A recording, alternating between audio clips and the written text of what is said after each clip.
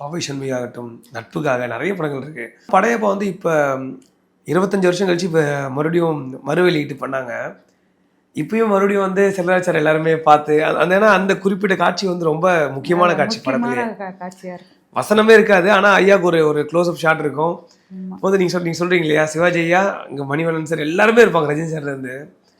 So ரொம்ப முக்கியமான ஒரு ஒரு ஒரு ஒரு ஆளாக இருப்பார் அதுக்கு அந்த சீனில். அதை பார்த்துட்டு யாராவது உங்கள் சொந்தக்காரங்க ஏதாவது பேசினாலும் இந்த படம் நல்லா ஓடிட்டு இருக்கு. அது யாரும் எதுவும் சொல்கிறது. PL தேனப்பன் அவர்கள் தான் வந்து படத்துடைய ப்ரொடக்ஷன் மேனேஜராக இருந்தாங்க. படம் வெளியீட்டுக்கு முன்னாடி வந்து அதில் நடித்த எல்லாருக்குமே கூடுதலாக பணம் கொடுத்ததா வந்து சொன்னாங்க. ஸோ உங்களுக்கும் நடந்தது அது இல்லை, பேசின தொகை இல்லாமல் கூடுதல் அது ஷூட்டிங் பேட்டில் கொடுக்குறது, அதுக்கு இல்லாமல் லாஸ்ட்டாக கொடுத்தது 60,000 கொடுத்தாங்க. அவர் நிறைய கதாபாத்திரங்கள் பண்ணியிருக்காருல்ல, உங்களுக்கு ரொம்ப மனசுக்கு நெருக்கமான கதாபாத்திரம் எது சொல்லுவீங்க? காமெடி தான், அந்த கோயஸ் சரளா கூட நடித்தது பிடிக்கும். சின்ன வாத்தியார் அதுதான் பிடிக்கும். காதோரம் லோலாக்குன்னு சொல்லிட்டு. ஆனால் அந்த படத்தில் நிறைய சீன்ஸ் வருவார் இல்லையா, அது மொத்த ட்ராக்குமே கூட இருப்பார்.